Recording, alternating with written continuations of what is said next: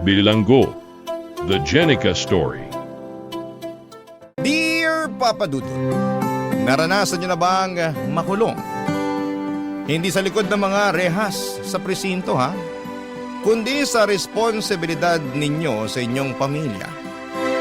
Ako kasi oo, at akala ko ay hindi na ako makakawala pa mula sa aking pagkakabilanggo.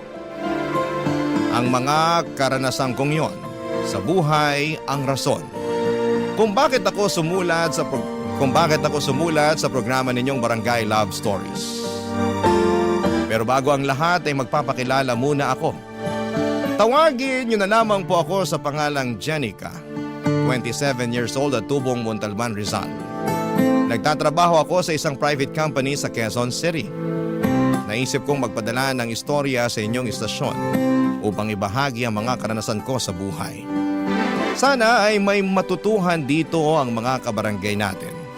Magsisimula ang lahat noong nasa high school pa lamang ako, Papa Dudut.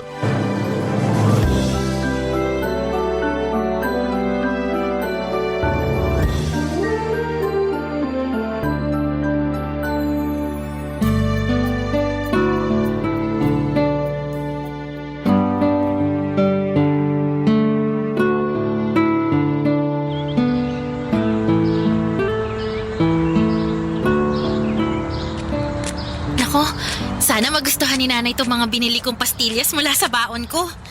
Alam ko kasi na paborito niya to eh. Iba-iba pa yung kulay ng pambalot. Nakakatuwa namang tingnan. Ayun, nandito na ako sa bahay. Nandito na po ako! Oh, bakit ngayon ka lang? Kanina pa kita hinihintay ah. Ano po kasi, dumaan pa po ako sa tindahan ni Aling Sonia kasi nakita ko kaninang umaga na may tinda sila ng mga paborito niyong pastillas. Ito, kaya binilhan ko po kayo, Nay. Alam ko pong paborito niyo yan eh. Salamat. Pero akala mo ba madadaan mo ako sa pagbili niyan? Ano po? Anong ano po? May kasalanan ka pa sa akin, Jenica. Ayan oh, tignan mo. Ano, pamilyar ba sa'yo itong mga papel na to? Opo, mga test paper. Na tinago mo sa ilalim ng kama mo. Akala mo yata hindi ko makikita, no? Malas mo kasi naglinis ako ng kwarto mo kanina. Kaya nakita ko itong mga test paper na to. Bago lang to ah. Kamakailan lang. Sinadya mo ba tong itago sa akin kasi ang bababa ng mga score mo? Ano po kasi? Pasensya na po kayo, Nay. Anong pasensya? Paano ko mapagpapasensyaan tong mga to? Sabihin mo paano? Teka, kuhanin na ng card nyo ngayon, di ba? Opo. Patingin ako. Po? Patingin ako ng card mo, Jenica. Wag na wag mong itatago sa akin yan katulad ng pagtatago mo nito mga test paper na to, ha? Akin na, dali! Sandali lang po. Kukunin ko lang po sa bag, Nay. Namumuro ka na talagang bata ka? Asa na? Ito na po. Ito na po. Ay, Diyos mio. Sinasabi ko na nga ba ang bababa ng mga grado mo? Pasensya na po talaga kayo, Nay. Pero wala naman po akong bagsak. Kahit na, pasang-awa lang naman to mga grado mo. Paano hindi magiging ganito kababa mababa rin ang mga score mo sa test? Bobo ka ba? Po? Ang sabi ko, bobo ka ba? Kasi mga bobo lang naman na nakakakuha ng mga ganitong grado. Pati na rin ang ganitong score sa test. Sobra naman po yata kayo, Nay. Sobra na kung sobra, pero may karapatan naman akong sabihin yon dahil sumobra na rin ang kabobohan mo. Bakit hindi mo tularan ng Kuya Jason mo? Sakto lang din naman po yung mga grade ni Kuya. Di naman ganun kataas, pero bakit ako lang po yung pinapagalitan ninyo? Grabe naman po kayo magalit sa akin, Nay. Wala naman po akong bagsak. Ba't nakuha mo pa talagang mga tuwiran, ha? Nagsasabi lang naman po ako ng... Kumpara naman sa kuya mo, mas marami naman siyang kayang gawin kesa sa'yo. Magaling siyang tumugtog ng drums. Kaya nga nasali siya sa banda ng eskwelahan ninyo, hindi ba? Mahusay din mag-basketball. May itsura kaya laging laman ang mga pageant. Magaling makisama, magiliw kaya maraming natutuwa sa kanya. Ay naku, ang anak kong yun, napaka-perpekto. Ikaw, sa pag-aaral ka na nga lang babawi, pumalpak ka pa? Saan ka nalang pupulutin yan pagtanda mo, Jenica? Baka walang kumpanya ang gustuhin kunin ka dahil napakahina ng utak mo. Walang-wala ka talaga sa kalingkingan ng kuya mo. Papadudot, hindi yun ang unang beses na kinumpara ako ni Nanay Irma kay Kuya Jason, pero paulit-ulit pa rin akong nasasaktan. At walang pinagkaiba ang sandaling yon. Akala ko'y manhid na ako pero naapektuhan pa rin ako ng bigat ng mga salita niya laban sa akin. Sa mata ng nanay namin, ang kuya ko na ang pinaka-perpekto. Kulang na lang ay gawin niya itong santo at sambahin. Samantala ang turing naman niya sa akin ay kabaligtaran ng mga magagandang bagay na sinabi niya sa kapatid ko. Hindi talaga patas ang tingin sa amin ang aming nanay simula pagkabata pa lamang. Ang tatay ko lamang ang kakampi ko noon, pero iniwan niya ako nung naghiwalay sila ni nanay. Mas naramdaman ko tuloy na nawala na ako ng puwang sa pamilya namin dahil wala na ang nag-iisang may paborito sa akin. Fast forward. Sa kabila ng unfair treatment ni nanay sa akin ay nagsikap pa rin po ako sa buhay para makapagtapos ng pag-aaral at makapagtrabaho. Pero doon pa lang pala magsisimula ang mas mabigat kong mga problema, Papa Dudut.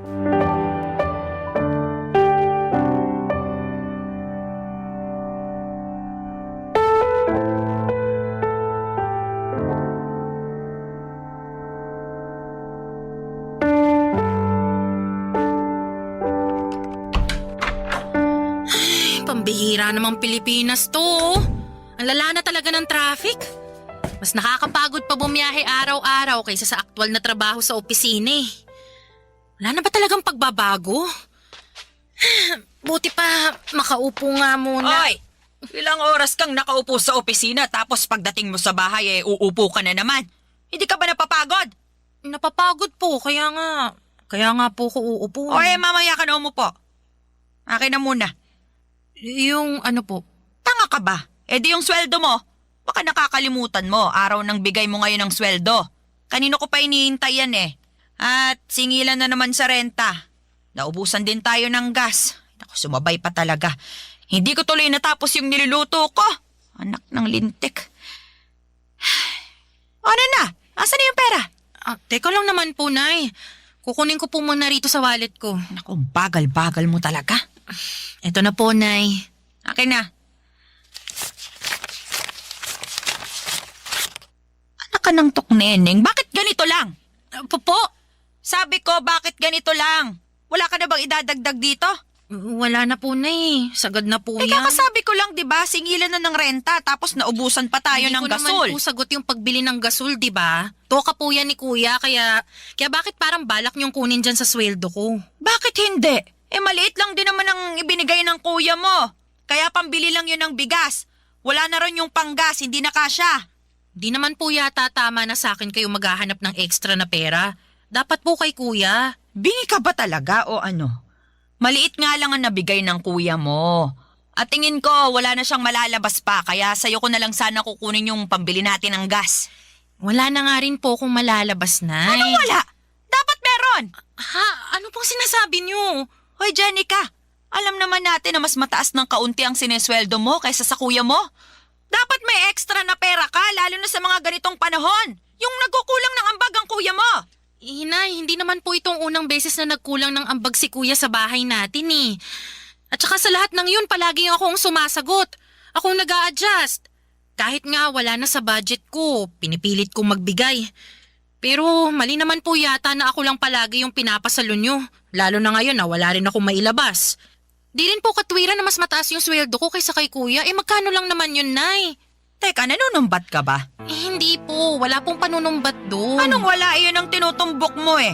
Ang dami mong sinasabi. Responsibilidad mo naman talagang mag-ambag sa pamilya natin. Pero responsibilidad din po ni Kuya yun. Kaya bakit ako lang yung pinupukpok nyo, Nay? Pag si Kuya, sakto lang ang inaambag o kaya kulang, wala naman kayo masyadong sinasabi. Pero pag ako, sangkatutak na sermon yung abot ko sa inyo. Aba, intindihin mo, may ibang pinagkakagastusan ng kuya mo. Nabanggit na niya sa akin na may gala sila ng girlfriend niya para raw sa anniversary nila. Magbi-beach daw. Syempre mapapagastos siya, kaya ikaw na muna ang magbigay. Pagbigyan mo na ang kuya mo, wala ka namang pinagkakagastusan eh. Tsaka, hoy, Jenica, paalala ko lang, huwag ka muna magpapamilya ha. Ha? Po, paano naman po napunta dyan ang usapan, Nay? Gusto ko lang paalalahanan ka. Kasi ang baba ng sweldo mo, hindi ka nga makapagbigay ng sobra rito sa bahay tapos magpapamilya ka pa. Baka mapabayaan mo lang ang magiging anak mo. Kasi saktuhan lang naman palagi ang kinikita mo. Kawawa naman ang magiging apo ko sa'yo. Papa Dudut, wala pa sa isipan ko ang magkaroon ng sariling pamilya dahil sa nakaatang na responsibilidad sa aking mga balikat. Kaya madalas ay said ang pera ko at wala na halos natitira sa akin kundi pamasahe na lamang. Minsan nga ay pati yun ay kinukuha pa ni nanay kesyo nakukulangan daw siya sa ibinibigay ko. Hindi ko tuloy mapigilang mainggit kay kuya dahil kung magkano lang ang maibigay niya ay wala nang sinasabing malala sa kanya ang nanay namin. Sa bagay, ano pa ba ang dapat kong asahan paborito nga siya kesa sa akin. Bukod po sa pinansyal na aspeto ay tumutulong din ako sa mga gawaing bahay lalo na kapag day off ko. Pero hindi yon ma-appreciate ni nanay at malimit pa rin niya akong ikumpara sa kapatid ko. Kaya nga nasasaktan ako ng husto dahil akala ko ay gagaan na ang pakikitungo niya sa akin lalo't may silbi na ako sa pamilya namin. Ngunit hindi pa rin pala at sa bawat araw na dumaraan, nadaragdagan lamang papadudot ang samaan ng loob ko sa sarili kong ina. Barangay Love Stories. Barangay Love Stories. Papadudot, akala ko noon ay sa mga pelikula lamang makikita ang mga magulang na may lantarang paborito sa mga anak nila kahit na pareho naman ang galing ang mga ito sa sinapupunan nila. At nung personal ko na nga yung naranasan ay napasabi na lamang ako na nag-e-exist pala ang bagay na yon sa tunay na buhay. Kaya nga kahit ayokong mainggit sa iba kong kaibigan at katrabaho na merong mabuting relasyon, sa kanilang mga nanay ay hindi ko pa rin napigilan ang aking sarili. Tao lamang ako, papadudot, nakakaramdam ng pagkainggit, lalo't meron din namang dahilan. Sa kabila ng lahat ay nagpaka-bigger person ako. Inunawa ko ang nanay ko sa abot ng aking makakaya. At para hindi tuluyang masiraan ang ulo kakabuhat sa mga responsibilidad ko sa pamilya namin, natutuhan kong bigyan ng sarili ko ng pagkakataon na makapaglibang-libang naman. Pero hindi ko akalain na pati yun ay mamasamain pa ng magaling kong ina, papadudot.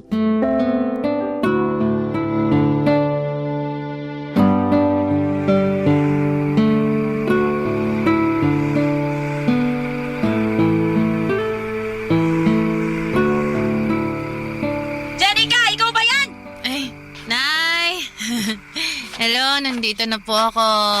Bakit ngayon ka lang? Sira na ba ang orasan mo at hindi mo na namalayan kung ano oras na? 12:00 na ng madaling araw ah. Alam ko naman po yun kasi di naman po sira yung orasan ko. Tingnan nyo. Bagong bili pa tong relo ko. Tingin niya ako niyan. Aray ko naman po, dahan-dahan lang, Nay. Ka talaga ng tatay mong siraulo. Bago nga tong relo mo at mukhang mamahalin pa. Kailan mo to binili ha? Sabihin mo, at magkano bili mo rito? Nung nakaraang araw lang. Kalma lang kayo, Nay. Mura lang naman po yan. Magkano nga? Di, 5,000. 5,000? Para sa relo? Tapos, natuto ka ng uminom ng alak? Kaya ba ngayon ka lang dumating kasi uminom ka pa, ha? Sagutin mo ako, Jenica! Opo, Nay. Nagkaayaan kasi yung mga katrabaho ko na gumimik. Sumama na po ako kasi wala naman pong pasok bukas. At magkano ang nagastos mo, ha? Po. Magkano ang nagastos mo dyan sa gimmick-gimmick nyo na yan? Maliit lang naman po. Mga 2,500. 2,500? Aba, ano maliit dyan? Marami ka nang mabibili dyan kung binigay mo na lang sana sa akin. Pati yung pinambili mo ng lintik na relo na yan. Jenica, 5,000 rin yun. Sana sa akin mo na lang ibinigay.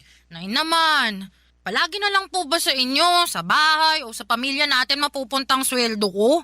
Paano naman po ako? Paano naman ang sarili ko eh? Ako nga po yung nagpakahirap sa pagtatrabaho. Tapos... Tapos ano?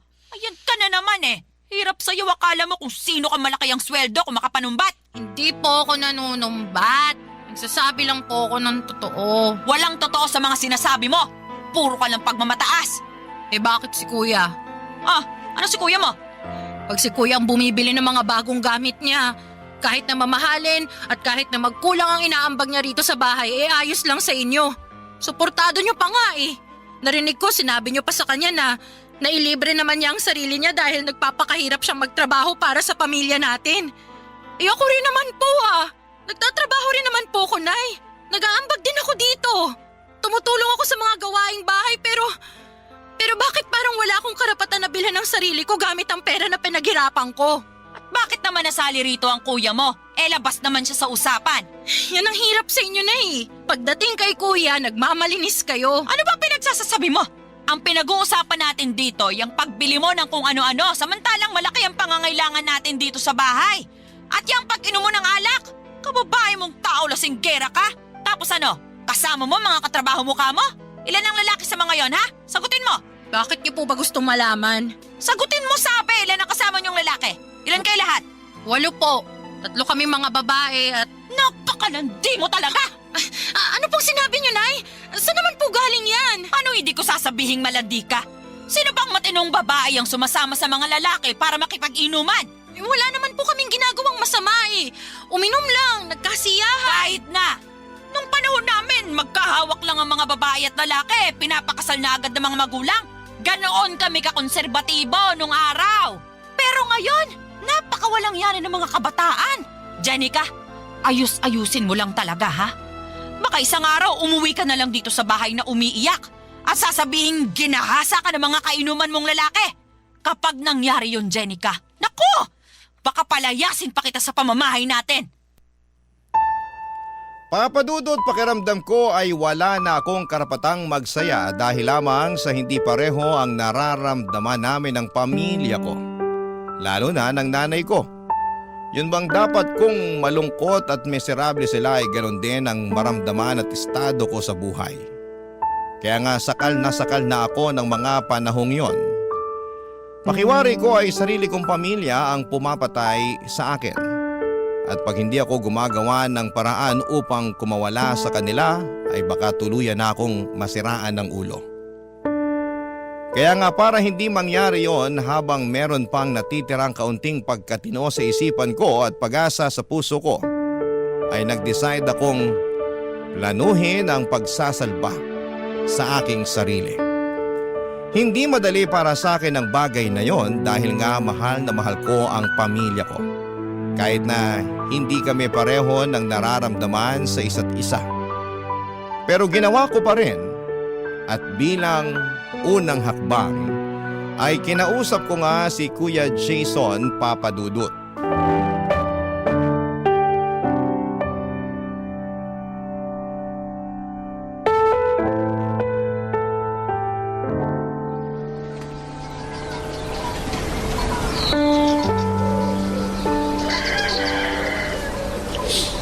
Kuya Jason, pwede ba tayong mag-usap? Hindi pa ba tayo nag-uusap? Ayun kinakausap mo na ako. Bakit ka pa ba nagtatanong? Seryoso ako. O bakit? Seryoso rin naman ako Itong mukhang to, mukha ba nagbibiro?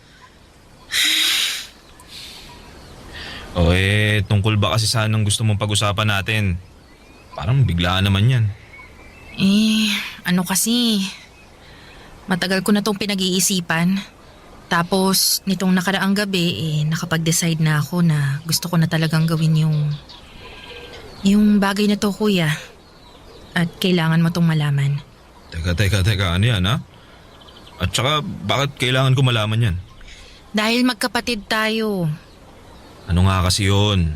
Dami pang paligoy-ligoy Kuya, gusto ko nang umalis sa bahay natin para bumukod.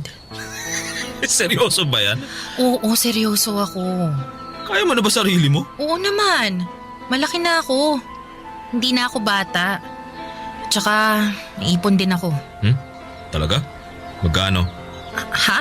Magkano ipon mo? Kasi, utang ako. Bakit naman kita pauutangin? magkapatid kasi tayo. Tsaka kailangan ko kasi ako na yung alis ng bahay natin. Teka, anong sabi mo? Magpapakasal na kami ng girlfriend ko. At gusto na naming bumukod ng bahay kaso kinulang yung pang-down namin dun sa rerentahan naming apartment eh. Sakto, nabanggit mo may ipon ka kaya ayun. Pautangin mo muna ako. Huwag ka na umalis sa bahay natin kasi walang kasama si nanay pag umalis ako. Kawawa naman yun. Bakit ka pa aalis? Dito na lang kayo tumira ng girlfriend mo sa bahay. Ako na lang ang aalis, kuya. Hindi pwede kasi ayaw ng girlfriend ko na makisama sa biyenan niya kaya gusto niya bumukod kami. Saka gano'n naman pag mag-aasawa, di ba? Dapat naman talaga nakabukod. Wala ka pa namang asawa kaya ikaw ang wag umalis. Maawa ka naman sa nanay natin pag iniwan mo siya mag-isa. Gusto mong maawa ko kay nanay. Sa akin ba? Naaawa ka? Ha?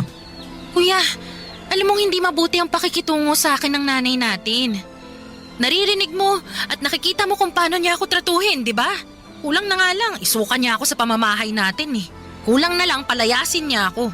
Di lang niya magawa kasi nakakapag-ambag ako ng pera. Sa ating dalawa kuya, ikaw ang mas paborito niya.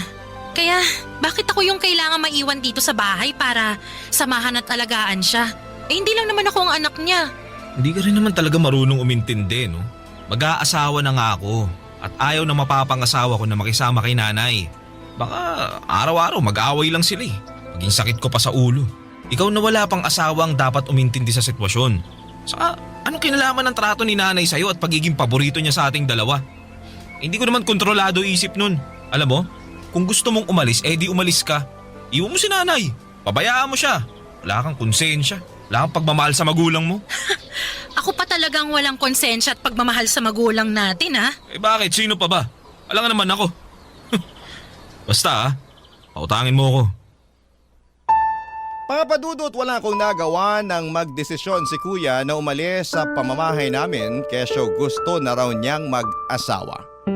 At bilang nag-iisa na lamang niyang kapatid ay ako ang naiwan sa bahay para alagaan ang nanay namin. Simula noon ay pakiramdam ko ay lalo akong nawala ng kalayaan na gawin ang mga bagay na gusto ko dahil nakabilanggo ako sa mga responsibilidad sa pamilya namin na ako lang mag-isa ang pumapasan. Hirap na ako, Papa Dudut, pero gusto kong humingi ng saklolo pero wala akong mahinga ng tulong. Nung kami na lamang dalawa ni nanay sa bahay ay lalo kong naramdaman ang pag-ayaw niya sa akin. Pero kahit na ganon, ay hindi ko pa rin siya magawang iwanan kagaya ng ginawa ni kuya. Matanda na kasi noon si nanay at madalas na ring magkasakit. Hindi ko maatim na pabayaan na lamang ang nanay namin dahil mahal ko siya. Barangay Love Stories. Barangay Love Stories. Papadudo, tulad ng sinabi ko ay mahal ko pa rin si nanay kahit na halata namang hindi niya ako mahal. Inaasikaso at inaalagaan ko pa rin siya sa abot ng aking makakaya. At kahit na si Kuya Jason ang paborito niya ay hindi na ako nagdamdam masyado. Sa halip ay hinayaan ko na lamang siya sa gusto niya dahil alam ko na hindi ko na mababago ang isip niya. Ginawa ko na lamang ang papel ko sa buhay niya bilang isang anak. Nagtrabaho ako ng mabuti at nagbigay ng sweldo sa nanay ko. Tumutulong sa bahay namin pag day off kahit na paulit-ulit niyang sinasabi na hindi niya kailangan ang tulong ko.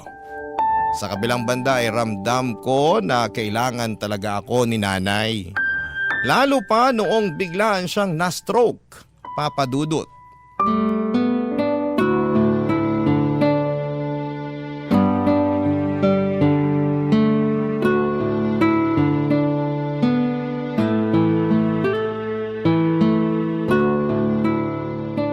Ano ba yan? Adobo? Ang putla. Kulang sa toyo, mukhang matabang.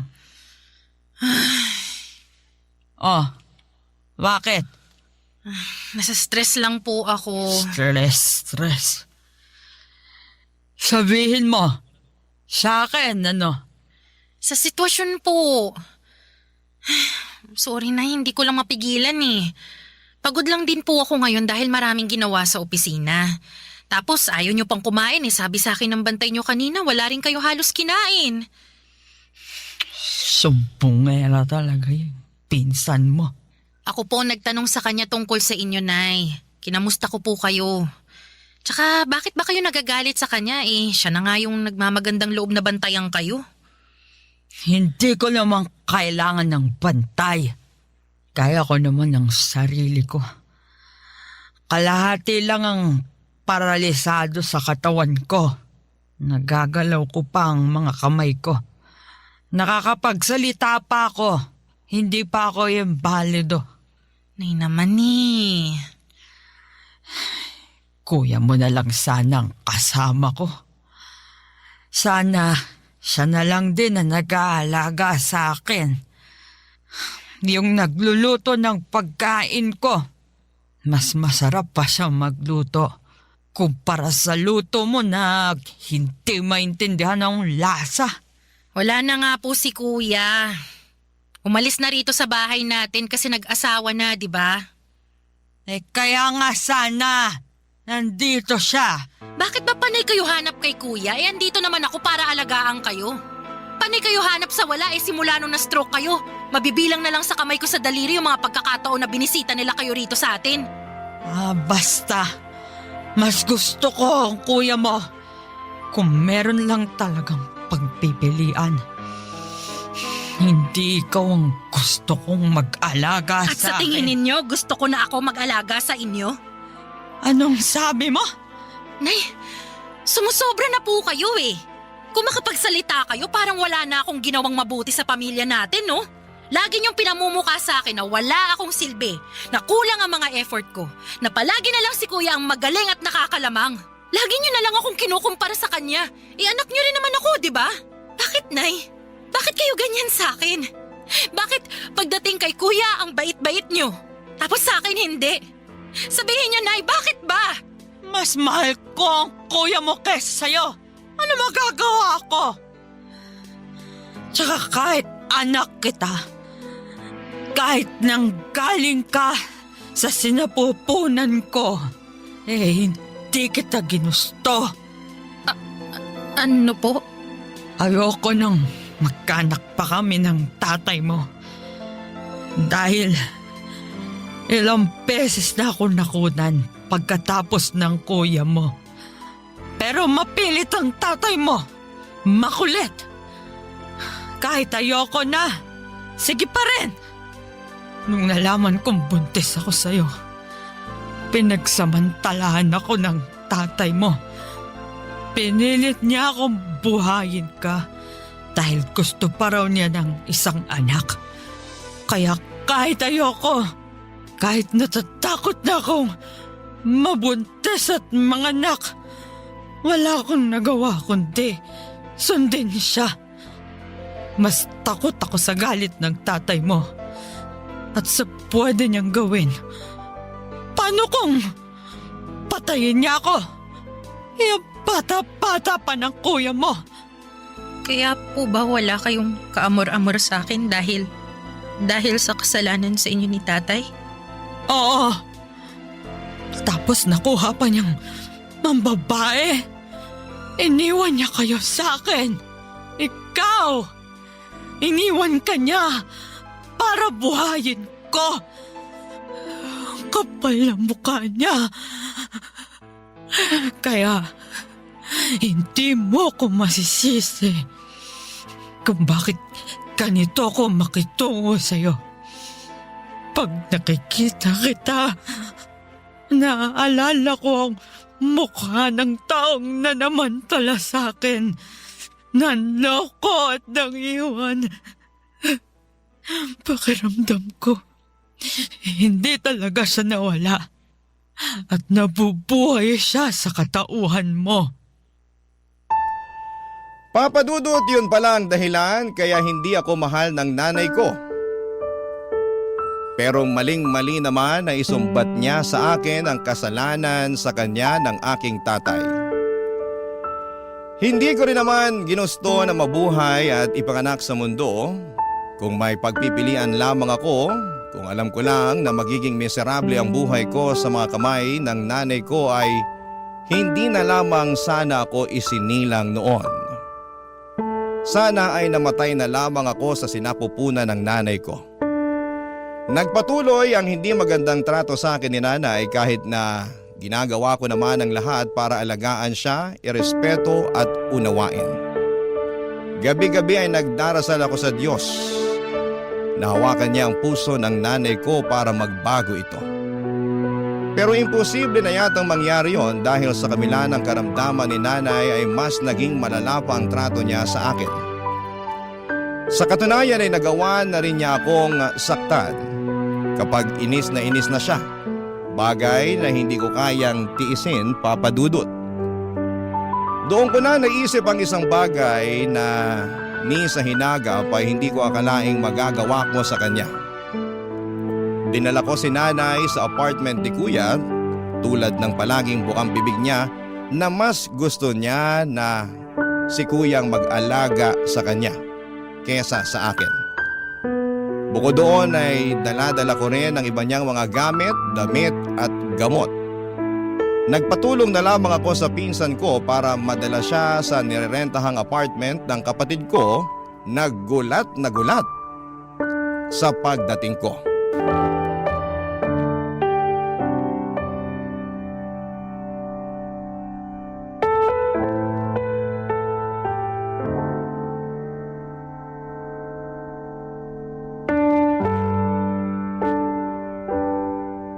Kuya, iiwan ko na sa pangangalaga mo si nanay. Ano?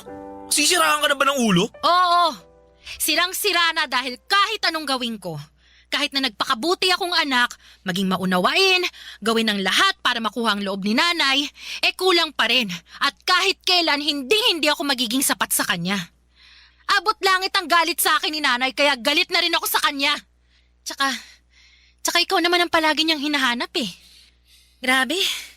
Naaaning na ako sa kakapakinig sa iyak niya na sana raw ikaw ang nag-aalaga sa kanya sa bahay kahit na nandun naman ako.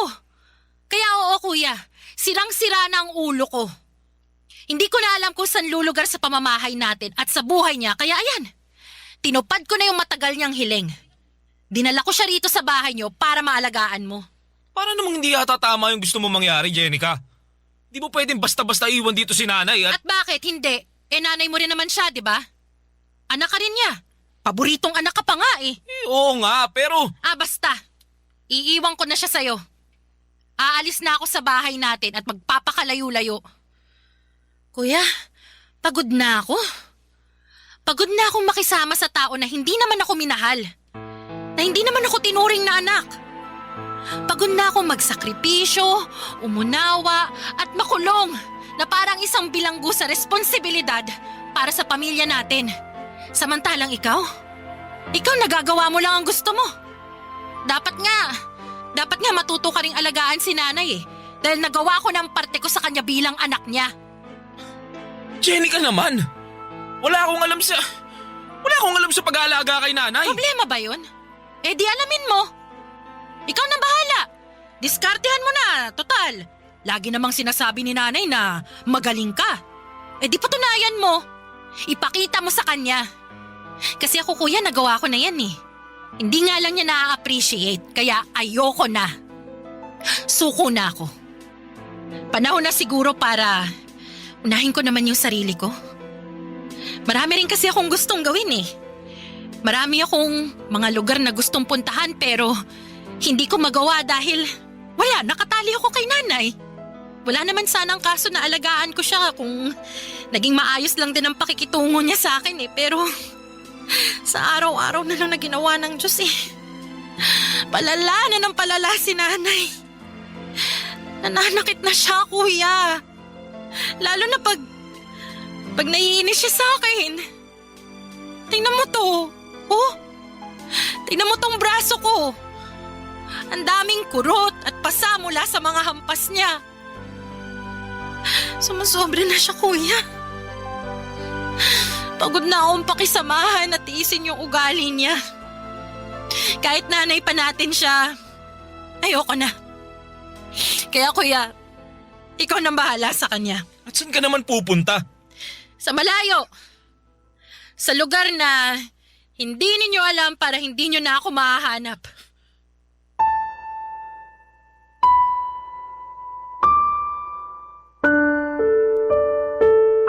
Papadudot, masama na akong anak kung yan ang tingin ninyo sa akin dahil sa pagtatakwil ko sa sarili kong ina. Ngunit kung hindi ko po yun gagawin ay baka matagal ko nang kinitil ang sarili kong buhay sa pagtitiis na pakisamahan siya. Sobrang sirang-sira na talaga ang mental health ko at anumang sandali ay baka mabaliw na ako. Aaminin ko na hindi rin naman madali sa akin na umalis pero kailangan ko namang salbahin ang sarili ko. Sa kasalukuyan ay patuloy pa rin akong umuusad sa buhay ko kahit na may mga gabi na bumabalik sa aking alaala ang sakit na dulot ng mga naranasan ko sa buhay na kagagawan ng sarili kong ina. Ngunit tuwing sumasapit ang umaga ay patuloy pa rin po akong humahawak sa katiting na pag-asa sa puso ko na magiging maayos pa rin ang lahat-lahat. Kaya nga bilang unang hakbang, Papadudot, ay sumailalim ako ngayon sa counseling. Ang hiling ko na lamang ay mapagtanto ng nanay ko ang kamalian niya sa akin. Dahil mali pa rin na sisihin niya ako sa kasalanan na nagawa sa kanya ng tatay ko. Hanggang dito na lamang po ang sulat ko, Papadudot. Maraming salamat po sakaling mapili po ninyong i-ere sa inyong programa ang aking kwento. God bless and more power po sa Barangay Love Stories. Ang inyong forever kapuso at ka-barangay, Jenica. Today you're going to crochet a parrot cup holder bag, a cute, tropical drink carrier that hugs your tumbler or iced coffee cup and hangs from a sturdy strap so you can carry your drink hands-free. And we'll make it strong enough for real daily use while adding parrot-inspired color bands and a simple feather accent that gives it personality without making it complicated. Start by choosing the exact cup you want to fit, because the best cup holders are sized to the real object instead of guessing. Measure the bottom diameter, the widest circumference around the middle, and the height from the bottom up to just below the lid. Most tumblers widen toward the top, so our plan is to crochet a snug base, build the side wall straight for stability, then add gentle increases to match the cup's flare, and finish with a structured rim that resists stretching. For yarn, cotton is your best friend for this project because it's grippy, washable, and less stretchy than acrylic. DK cotton gives a lighter bag, worsted cotton gives a sturdier bag, and either works if you crochet dense stitches. Pick a hook that makes a firm fabric with minimal holes. For DK cotton, many people land around 3 to 3.5. For worsted cotton, around 3.5 to 4. If you can see big gaps in your single crochet, go smaller because the fabric needs to support weight. Gather scissors, a yarn needle, and a stitch marker, and decide your parrot palette. Choose one main body color like green, cream, or light tan, then 1 or 2 bright accents like yellow, red, and blue for stripes, and a little green for leaves. If you want a tiny dot detail on a feather, you can use a small bit of dark yarn, but keep details minimal so it stays clean and stylish. We'll use US crochet terms: chain, slip stitch, single crochet, half double crochet, increases and decreases, and we'll build the bag in 5 stages: base circle, side wall, shaping for cup flare, top rim with optional drawstring, and a reinforced strap with strong attachment tabs. Begin with the base in your main body color. Make a magic ring and work 8 single crochets into the ring. Pull the tail tight to close the center, and if you prefer joined rounds, slip stitch to the first stitch to join. If you like working in a spiral, place a stitch marker in the first stitch and keep going, but joined rounds can be easier for counting. Round 2. Chain 1 and work 2 single crochets into each stitch around for 16, then join. Round 3. Chain 1, work 1 single crochet then an increase, repeating around for 24, then join. Round 4. Chain 1, work 2 single crochets then an increase, repeating around for 32, then join.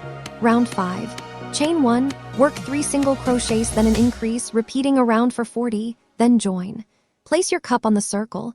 The base should be close to the cup bottom diameter, ideally just slightly smaller because the side wall will pull it into a snug fit. If your cup bottom is larger, add another increase round. Chain 1, work 4 single crochets, then an increase around for 48, then test again.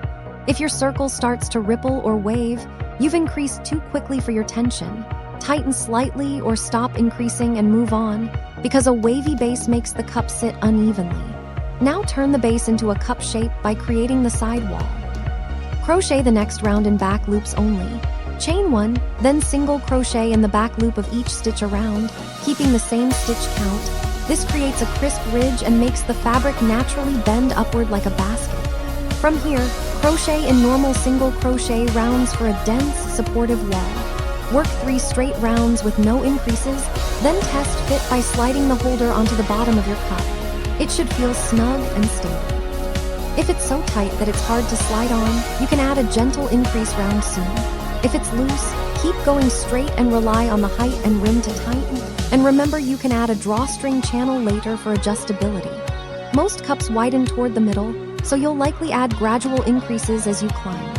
Use the increase then rest strategy. Do 1 increase round, then 1 or 2 plain rounds, then test again. A gentle increase round might be chain 1, single crochet 7, increase, repeat a round, then crochet 2 plain rounds. Slide it on and check the widest point. If it still feels tight at the widest point, do another gentle increase round, spaced evenly. Single crochet 8, increase a round, then crochet 1 plain round and test. Keep testing as you go. This is what makes the holder feel custom and secure.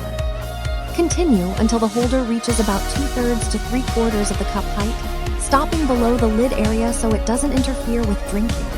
If your cup flares outward strongly near the top, you may need 1 more increase round near the upper third so the rim doesn't pinch. If your cup tapers inward near the top, keep the last few rounds straight, or add a single decrease round just below the rim so it falls. A gentle decrease round can be single crochet 8, single crochet 2 together, repeat around once, then follow with 1 plain round. Only do this if the top feels loose. Now add your parrot-inspired color design, keeping it bold and clean. The easiest parrot look is stacked stripes. For example, a main green body with a thin yellow stripe, a thin red stripe, then a wider blue band, then back to green. To change colors neatly at the end of a round, crochet the last stitch until 2 loops remain on the hook, yarn over with the new color and pull through to finish the stitch in the new color, then continue. This keeps the transition clean. Crochet 1 or 2 rounds for thin stripes and 2 or 3 rounds for wider bands, then switch back to the main color. If you want a feather vibe without complex stitch patterns, do a 3-round accent near the upper third. 1 round yellow, 1 round red, 1 round yellow, then return to green. It reads like plumage. Keep most of the bag in dense single crochet for strength.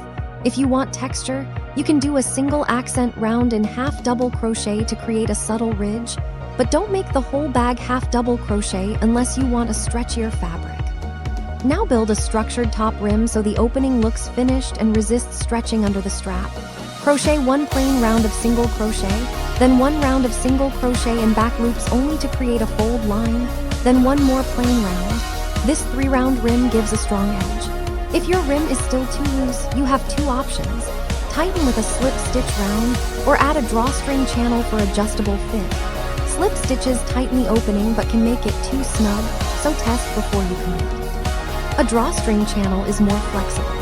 Crochet 1 round where you alternate single crochet and chain 1 while skipping the next stitch, repeating a round.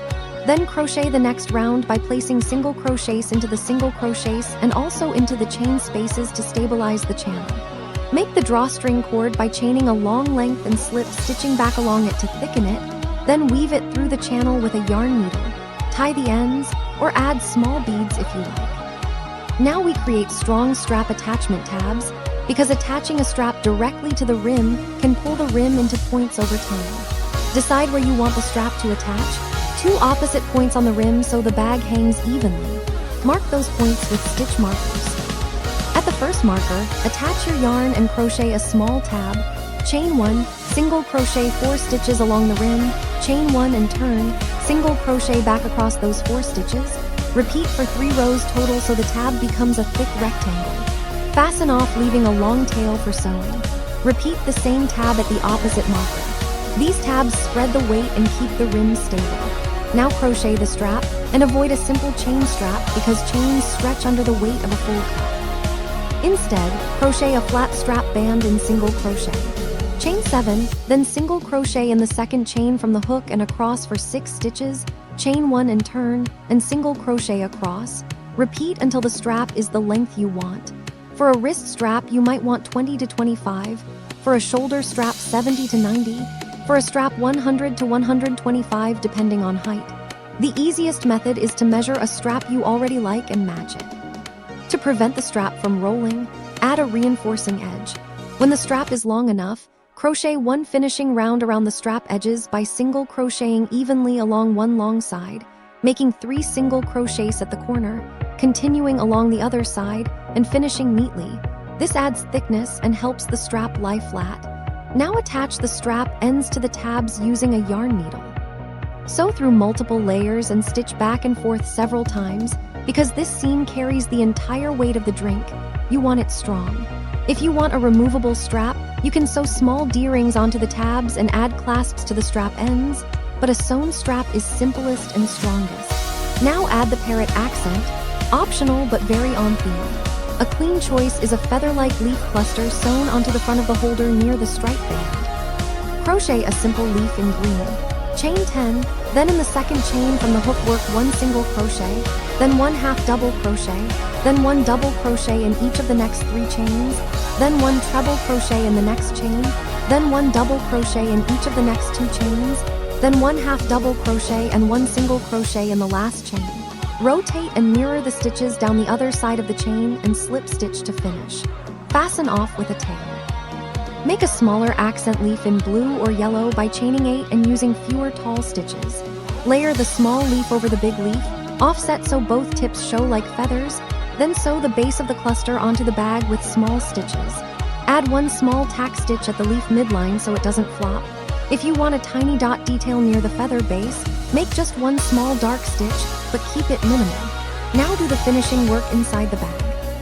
Weave in every yarn tail by threading it onto a needle and weaving back and forth through interior stitches, changing direction at least twice so it locks. Trim close. Check that no loose ends or long floats are hanging inside because they can catch on the cup. If you want the bag to be extra firm and premium, you can add a simple fabric lining. Cut a fabric rectangle that matches the inner circumference and height plus seam allowance, sew it into a tube, add a circle base, then hand stitch the lining to the crochet along the rim. Lining prevents stretching and makes the bag feel structured, but it's optional if you used cotton and tight stitches. Now test the fit and function. Slide the holder onto the cup, lift by the strap, and gently shake.